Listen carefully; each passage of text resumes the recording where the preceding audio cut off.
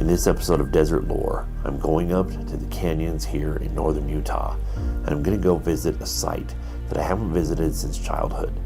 This is a beautiful time of year. It's October, the leaves are changing, there's cool air, and there's some snow here and there. It's a lovely time of year. But I'm here to visit some ruins. Now, when I was a kid, I saw these from the road, and when I saw them, it looked to me very much like a pueblo, like Mesa Verde style, but I remember climbing it up to it as a teenager, and I think it's made with cement, so I believe that even though these ruins are built very much like ancient Puebloan ruins, I believe these were probably made in the 1800s. But I want to hike in and check it out and see if I can figure it out if this was from an old prospector or who lived here and what they were doing here. And it's always fun to explore such a strange and unique site. So come along with me and we're going to go and explore these ruins. I'm just going to record a voiceover as we tour through, and we'll take a look at it all. So from down below, we can see these old ruins up here. And again, they very much look like some of the tower pueblo structures of Mesa Verde. But again, I think this is probably something more recent, maybe from the 1800s. So let's go ahead and fly the drone up there. But first, let's look across the road. I take my drone, and on the other side of the road, there is more of this purple quartzite stone. That's the same thing that this structure is made out of. And it looks like this is debutage, and it's forming some sort of a road. This is just dry masonry, so it's not held together very strong, but it makes me think like this is some sort of mountain industrial effort to try to have some sort of a road for hauling wagons up or maybe mining carts. But again, quartzite is very strong rock, so being able to break it or chisel it or shape it took a lot of work. So we're going to go ahead and fly the drone up here, and as we fly in, you can see that the masonry on this is exceptional, and the stonework, it looks like the stones have been chiseled. This is unprecedented for just some miner's cabin up in the mountains. Miners normally lived in log cabins, and again, to do any sort of stone masonry and stone chiseling with a rock as hard as quartzite is not easy. So this is a very strange sight, seeing how well crafted this place is, and yet this was a frontier dwelling of some kind. We're going to go ahead and fly back out, put the drone away, and I'm going to get ready to go ahead and scramble on up into these ruins.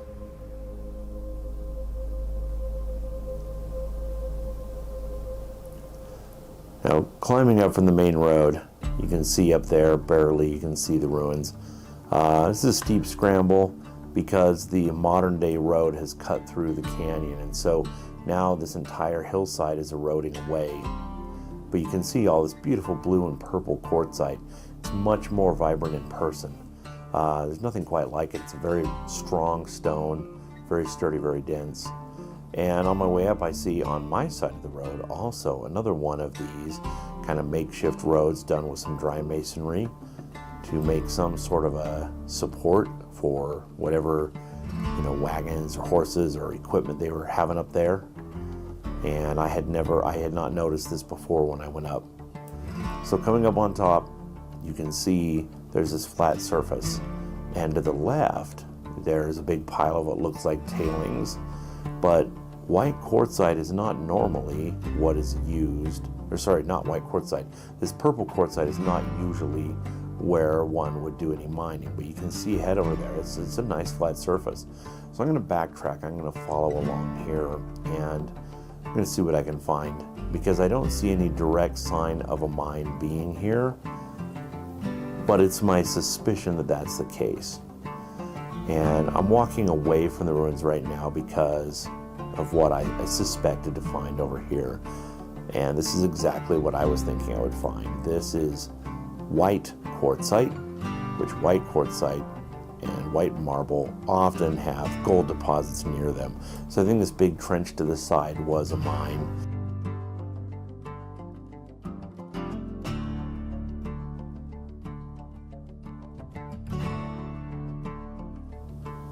Let's go ahead and we're going to go ahead and walk over towards the actual ruins now, passing all these piles of purple quartzite.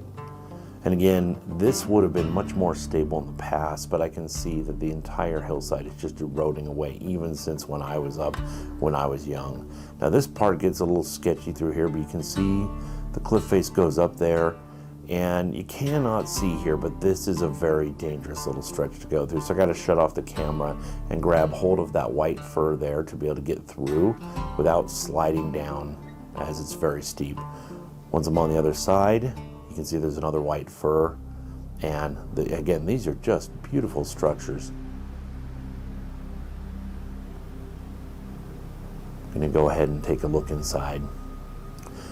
But again, if you look down below, there's frameworks, and these structures were much bigger when they were in use. There's a few walls left.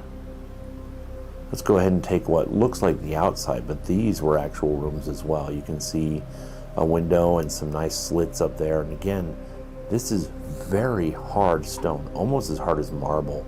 So chiseling this, I wonder if this was done for some other project and this was just the leftover debris. It's a possibility. Maybe there's something in the valley down below that they were doing stonework for, and somebody just said, I'm going to take what's left of this purple quartzite and use it to make a home at this quartzite up in the mountains. It's hard to say. Now looking over here, this looks like an open area, but this is a room, and if you look on the ground, you can see it's all falling down because the ground is falling out from under it. Now this little archway here down on the ground, it looks to me to be a hearth. Like this was a fireplace. So I think the room we are in right now is a big living quarters. And looking out over here again, it's just all falling down and falling to the canyon below.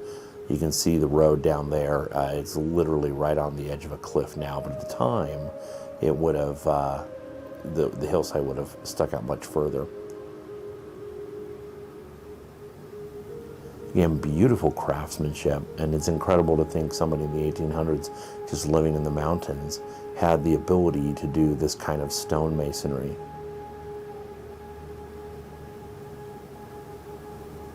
Let's go ahead and take a look inside.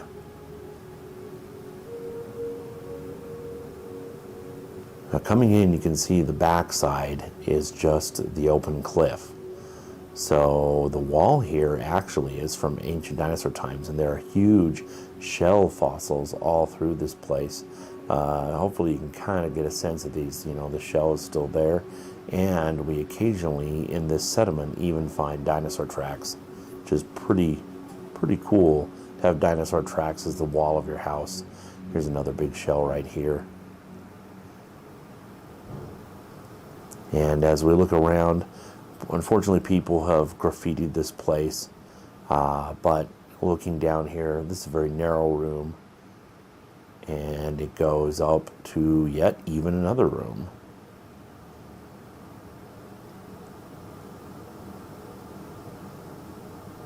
But again, these are pretty uniform cut pieces of purple quartzite, and I just wonder what's the story with it.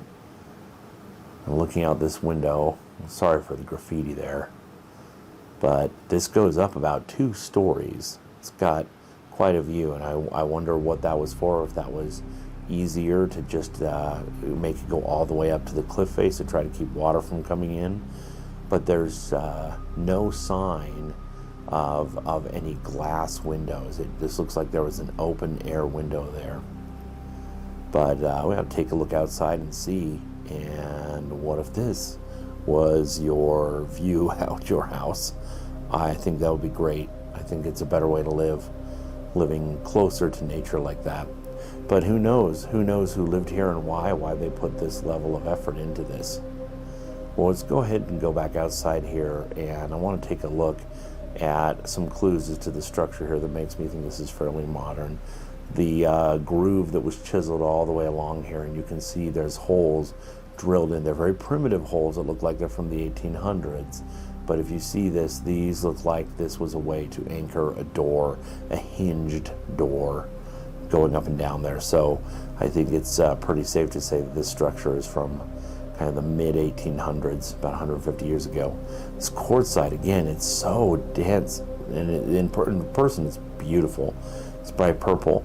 The cement looks like a very primitive mortar, the kind that would be, here on the frontier prairie in Utah in the 1800s. They wouldn't have had the best mortar. You can see how cracked it is. And I'm pretty convinced then now that this is a hearth, and that whoever lived here, this was their fireplace. So somebody lived here and kept warm by the fire. Now I noticed that there's masonry going even further out. So it looks like there was probably another room that extended out even beyond these several rooms. But who lived here? How did they live? What were they doing here? I can't find anything in the historical records, but I think just living up here in the 1800s would have been absolutely breathtaking. To see this view every day when you walk out and get up in the morning, what would that be like? I think it'd be good for the soul.